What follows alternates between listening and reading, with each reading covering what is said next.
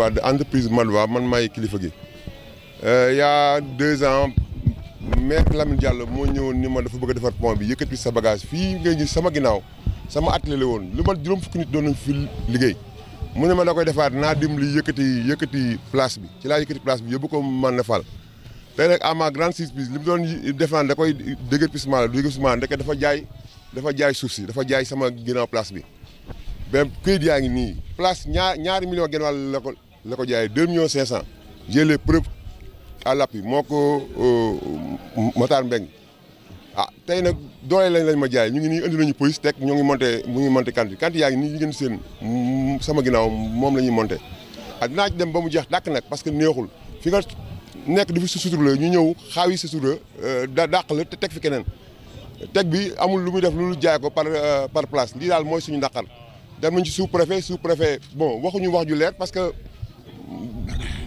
war nañ ko papier urbanisme waaye na ni fi lii légal pont bi ñu ko liggéeyee baaxul urbanisme ne woon na lii mënu dem xaw ma fu ñu jëlee papier indi nañ papier tey nii jox nañ autorisation pour ñu def lii moo ñu naqari moom la ñuy jooytu te am naa ni duñ ci tay ci lañ nekk nii police nag la indi renfort bu mag la fi indi ñu ngi nii monté naqari nañ lool maire li mu def nekkul benn yoon moo doon samay kàddu fii moo tax ñu woo leen fii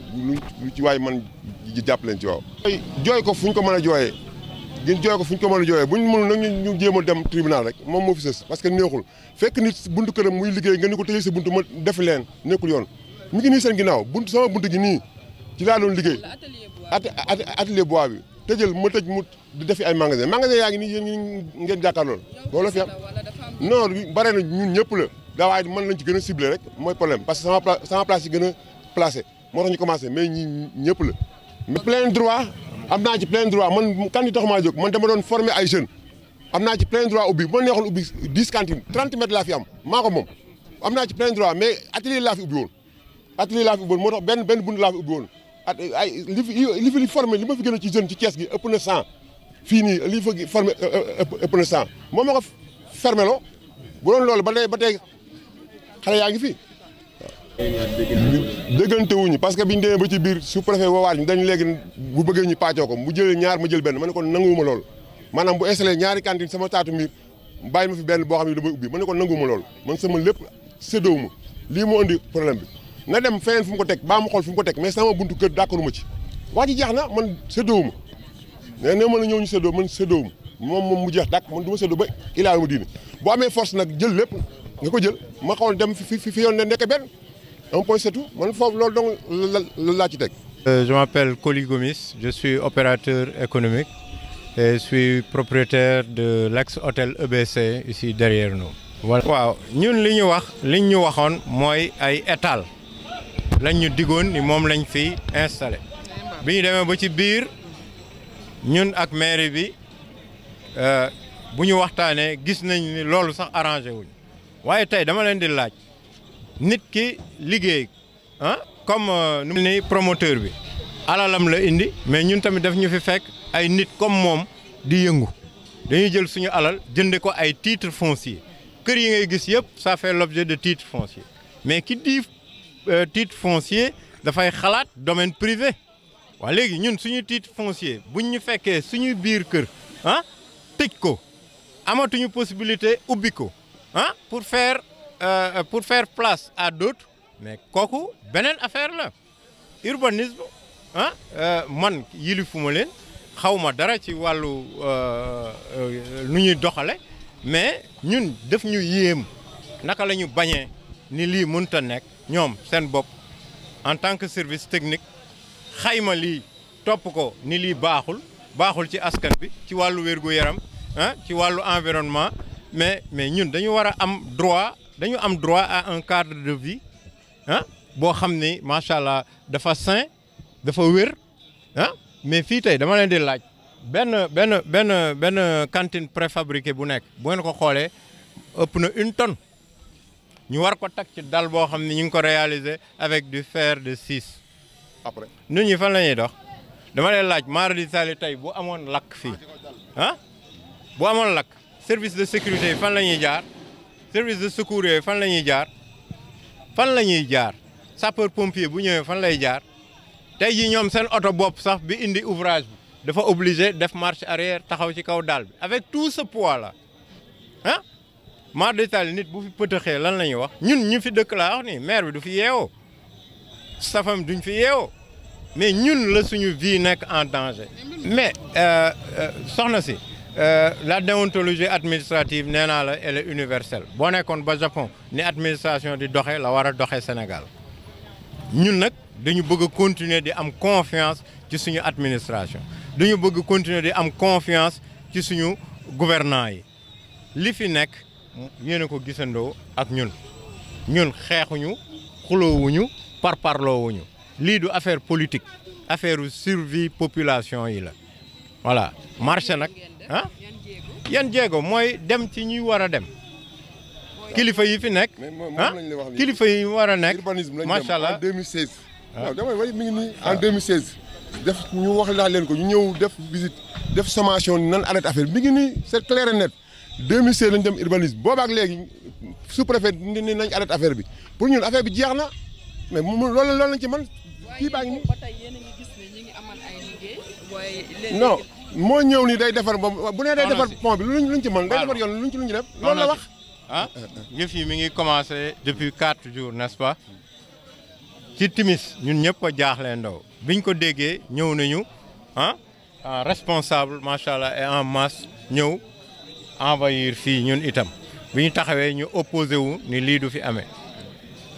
ndawal police bi macha allah ñu ngi koy sant sax ci taxawaayam parce que mat li mu doon la bi mu ñëwee dañ ko wan ay këyit yu wér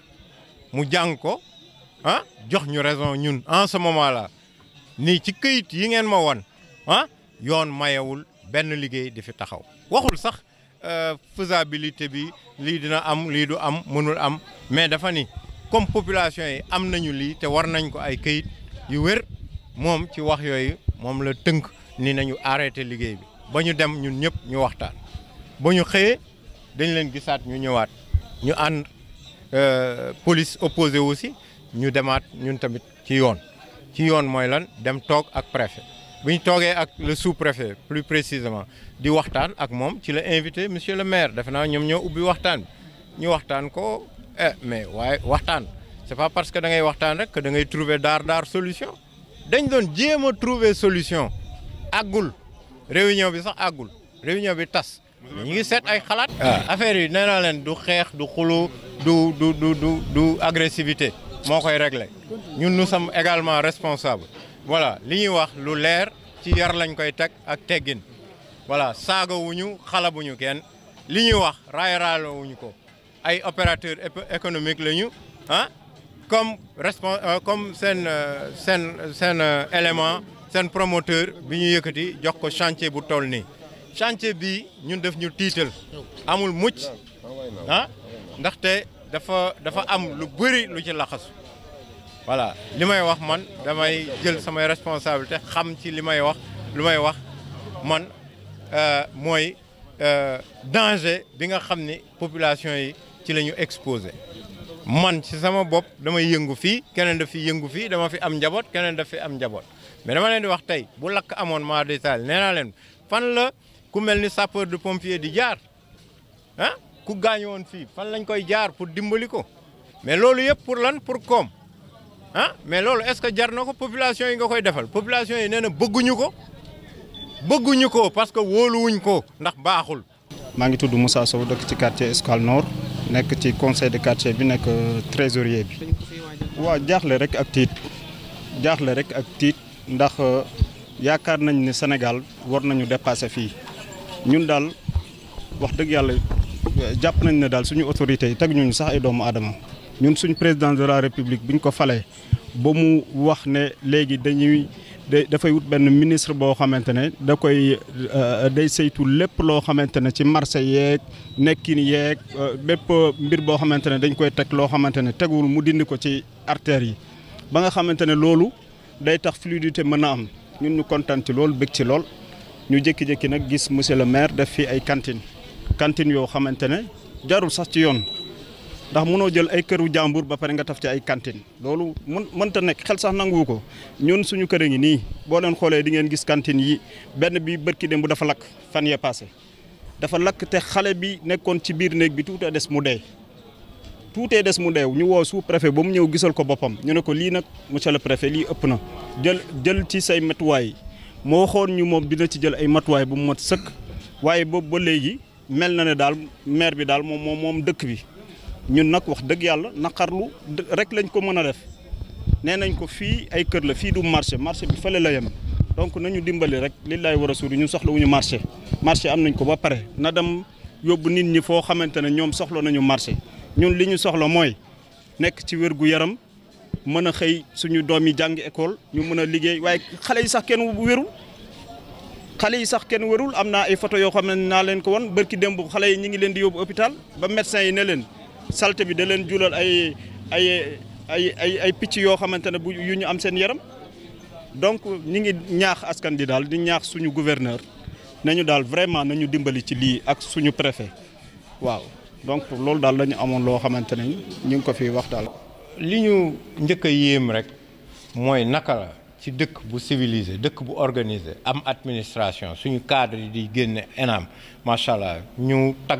tàggat leen ñu naw leen xam leen ci jub xam leen ci xam-xam ñëw saytu liggéey bi waxal seen bopp ñoom ba pare xaatim ni lii baaxul lii kat day jur musiba ñaari musiba yi muy def. mooy day wàcce canal bi waaye itam da koy mabbal ñoom ñoo ko xaatim firndeel ko def ci seen cachet